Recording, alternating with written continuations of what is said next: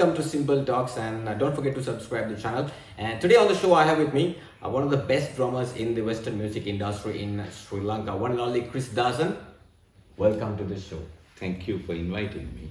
Absolutely, pleasure having you. Chris, to start things off, let's talk about your this love for the drums. When did it all happen? From the time I can remember, actually. While I was going to school, Let's mention your school as well. I used to go to St. Thomas's College, Mount Lavinia. I went to prep school before and then went to Mount Lavinia. Okay. And I was always banging on the desk. My instrument box was like that. So, one of my classmates was a fabulous pianist. He was classically trained. He told me, hey, I'm sure you can drum, because there was a missionary who had come from Scotland. And she was doing a play for Easter. I think this was 1972 or something. 1972. And she was doing a play with the student Christian movements of Royal College, St. Thomas's, ladies and bishops. So he, who is a Buddhist, Ajit Disanayaka, very close and dear friend of mine till today, he was roped in to play organ. He was a fabulous organist. He could play bass with his feet and play the organ, right? And he was bored playing alone. He said, hey man, I'm bored playing alone. Why don't you come? I said, what can I do? He said, I'm sure you can play drums. So that's how it started. So almost 5 decades ago, 72? Yeah. Okay. Yeah. So when did you think that you're going to take it as a professional career? Actually, after that, I went into the rock scene. I came up listening to rock music at that time, hard rock. And I joined a band called the Unwanted Generation. And we just played rock music for a few years. And I realized that I couldn't really make a living of it in Sri Lanka. I mean, it's difficult to make a living anywhere in the world with music, but playing rock music in Sri Lanka, you could really make a living at that time. So I started playing with commercial bands. What was the first band? The very first commercial band that I played with was a little band called Crimson and Clover. And the first professional band that I played with was called Zaragon. And then from there onwards, it just took off. Yeah. So let's talk about Wildfire, your involvement in the Wildfire. When did that happen? That happened in 2000. And Derek had tried to start the band, and he had got some musicians together. And before they could even practice one bar, they had left him. And he was very upset. He called me. And I said, okay, I'll come and join you. I said, consider this a blessing in disguise. How about that? I didn't realize that those might be prophetic words, right? I just told him just to encourage him. And it turned out to be true, actually. So that was in 2000. The original lineup? No, original lineup. The very original lineup was Derek, myself, Primal on guitar, and Benji Ranaba, who helped us with bass for about 2 weeks because we didn't have a bass player. And then Joe Tambimuthu joined us. Played with us for a couple of months, and then he had a tragic death in April, end of April. But Wildfire carried on. We took Nilanta to play bass, and then Primal left and Shafi joined. Then that was the Wildfire that really, I think, became popular in Sri Lanka. Wildfire, basically, just like a wildfire. Everybody was talking about it back in the day. Even up to now, when you guys come down and come together on a concert, you can see the vibe. People still like it. What are your thoughts on that? Wildfire, I believe that we have a special chemistry, the four of us. And when we get together on stage, something happens. And there is a certain energy, the audience feels it as well. Yeah. And then it just it's a give and take between the audience and the band. Yeah. And that experience, like you said, still happens. Last year we got together for one gig somewhere in October. Yeah. And then we ended up playing almost every week, at least 2-3 days every week, because people just kept calling and saying, could you please come and play here, or could you please come and play there? And so we did that for 2 months. Yeah. And that was really happening. It was nice, it was very enjoyable, people liked it. I think you all got back together after how long? Oh, after a long time. Long time, right? Yeah. So are we going to see you all back together anytime soon? Or well, you never know. we just have to wait until Shafi comes. Absolutely. He was on the show a couple of months ago. Oh, okay. Yeah, so right. We're in conversation with one of the best drummers in Sri Lanka, Chris Dhason. Chris, being a drummer and you know, this is your professional career. There's nothing else that you do. Well, I have had other Jobs? jobs as Okay. well. I was in the advertising business. I was a creative writer. Yeah. But music was always my main passion. So how hard it is to make a living being a drummer, being in a band in Sri Lanka? Okay, it's never easy, especially in a place like Sri Lanka, which is very small. We are known as Western musicians. Yeah. So we play predominantly Yeah. English music. And that's a niche market to start with. And today it has changed a lot from the time that I started, because now there's no such thing really as a Western music industry even, because everybody mixes sinhala music, baila, and that's what is required. A couple of clubs, venues maybe stick to Western only, but if you play a party, a wedding or a dance, it's a total mix. Is that a good thing, you think, or what? See, maybe I'm old-fashioned. Okay. But you still play for a younger crowd? Yeah, the thing is this. You know, Sri Lankans, we love acharam. Of course. Now, if you go to another country, okay, they are Western countries, but if you go to a jazz venue, you will find only jazz bands playing. Genres, And nobody is going to come there and ask for a rock song. Nobody is going to a jazz club and ask, for a rock club and ask for a jazz song. Here you go to a club and they will ask all sorts of songs, and they get upset when you don't play it also. So like I said, Sri Lankans love acharu, but it's very difficult for a band that has a concept, a specific concept, to make headway here. It's become much more difficult now.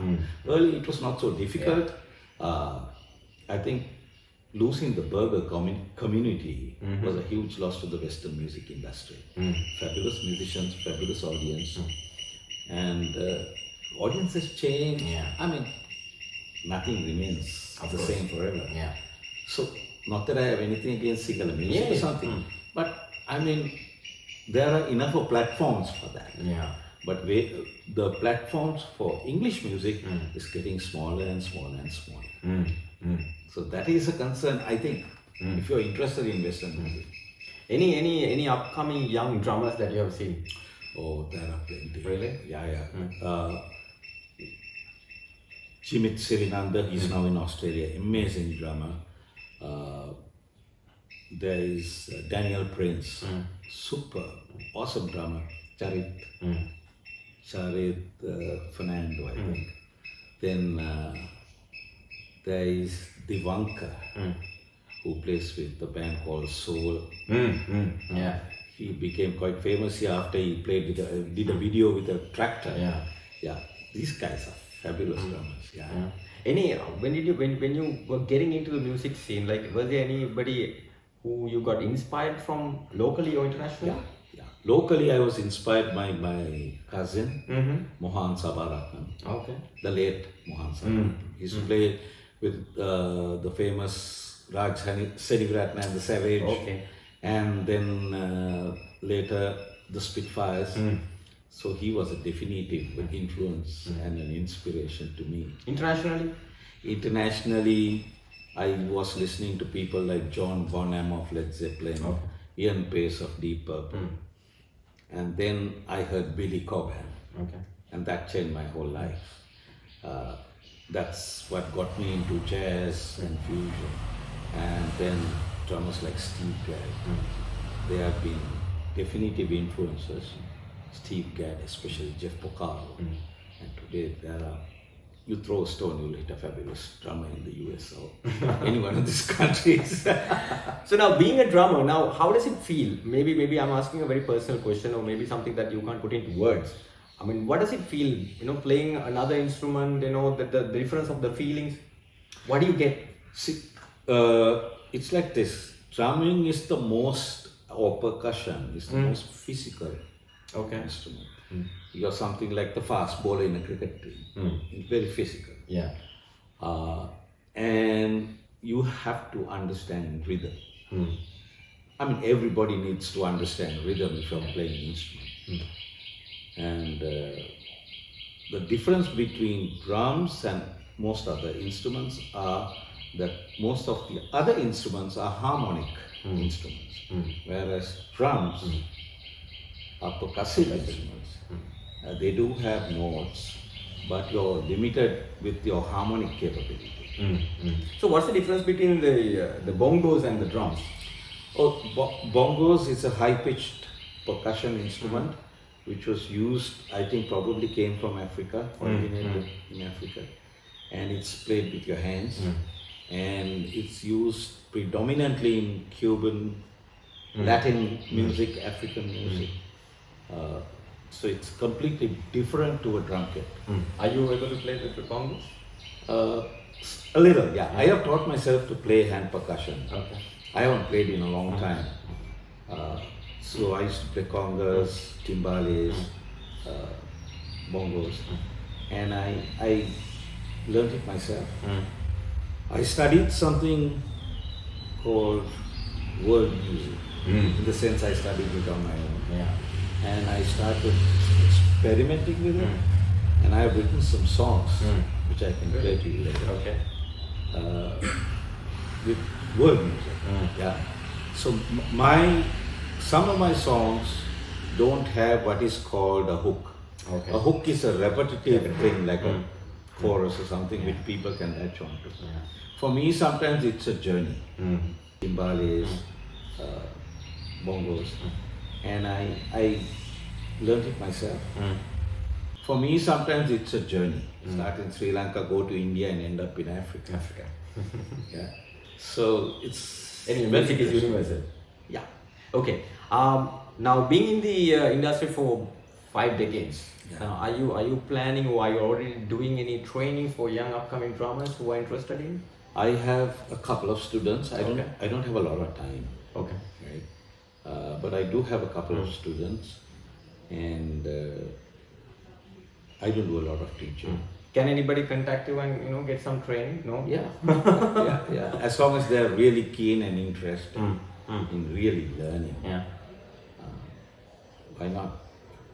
So he is ready to teach you also. Don't be shy. We'll put your phone number, and you can contact him and get some training. Because I really feel that a lot of the young upcoming guys and girls who want to come into the music industry, they don't really much focus on the drumming part. See, we know there are so many bands. There's YouTube, of course, and for most of the young people, that's their teacher, and they can learn a lot from YouTube. But having a personal teacher is something else. It's different, because the teacher can look at you and say, "Okay, you're doing this wrong." Basically, guiding you. A teacher can be a true mirror, of course, right? And if you're doing, otherwise you can think you're doing something right and do it wrong and get used to it. And bad habits, believe me, are very difficult to change once they set in. there's something called what they call muscle memory. All habits die hard. Yeah, exactly. Right, let's talk about Mintaka. Okay. What happened to Mintaka? Well, I stopped Mintaka for the moment because I just needed to take a break and do a few other things. I need to finish my album as well, and I need to concentrate on that.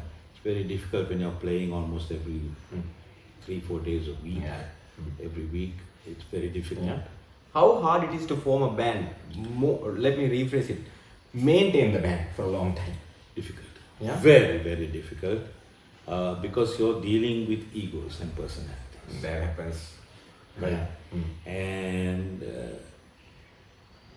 especially with the younger generation, I find that they give up very easily. Not like the older generation. The older generation tend to have things like loyalty And more passionate. perseverance. The young people are passionate, but once they come to a certain level, they seem to be going after money. Right? And that is not necessarily a good thing. Right? I mean, everybody needs money, Yeah. but it shouldn't be the main focus in your life. Because they stop progressing musically the moment they do that. Of course. Most of them. Not all, but most of them. Right? Because the focus has shifted to money and not music. So that's one of the things that makes it very difficult for bands to stick together. If you look at the old bands, you know, whatever happens, they have stuck together for years. Yes. Young bands today, I don't know. They keep changing their members. So, any plans to start Mintaka? Are we going to see you all anywhere in nightclubs? Or no? No more Mintaka? Well, not right now. Okay. But definitely So in it's the not future. stopped forever. No, nothing lasts forever. Does that mean something? You know, the No, only don't thing- worry. He will be. You can see him playing. Maybe not with Mintaka, but yeah. The only thing constant in my life is change. Yeah. Let's talk about this name Mintaka. What does it mean something, or how did you come up with it? Actually, the late artist, fabulous artist, Lucky Senanayaka, Okay. was a dear friend of mine. Okay. And his daughter's name is Mintaka. Okay. And I was really small, you know, when I heard that name. And I asked Lucky, does it mean anything? And he was living, I think, down Alfred Place at that time, Jeffrey Bawa's house. And he took me to the loft, and he had a telescope fixed there, and he told me to look. And he said, that's Mintaka. So Mintaka is the westernmost star on the belt of Orion. Oh. And it's an ancient Arabic word, apparently. And it means good vibrations, that kind of positiveness. So I like that name. And when I formed my band in 2014, I took that. So 2014, 9 years. Yeah. Yeah. Okay. How has been the journey so far? Let's not focus more on the Mintaka. Your musical journey. What do you feel right now? Yeah, I left to Europe in 1986 Okay. to play with an African band. And I played with some Sri Lankan bands as well, like Fame, Purple Rain, and some European bands, Dutch, German bands. So it was a fabulous experience. Of course, the music was very, very commercial because this was the dance circuit. But then in 1994, I stopped that. I mean, everybody was playing electronic drums at that time. It was the thing. Yeah. Well, it had its advantages because it was easy to carry, easy to set up, and easy to get a sound. But it was not a good thing in terms of being a drummer. And I had to relearn almost my technique to play acoustic drums. And then I played different music after that, like funk and rock and stuff like that. So it's been an interesting journey. Then I came in 1999, 2000, Derek and I formed Wildfire. And in 2011, I suddenly found this interest in playing percussion. Something I always loved. Rhythm always excited me. So I started learning Cuban, African rhythms and started composing. I haven't released anything. I mean, the only song that has been released is, there are only 2 songs that have been released. One was the theme song for Sri Lankan, corporate theme song for Sri Lankan Airlines. And the other one was a song that I and 2 of my classmates, Ranjan Dharmaraj and the late Roger Hatch, we did for the 2012 World Cup. Okay. Yeah, cricket fan. Okay.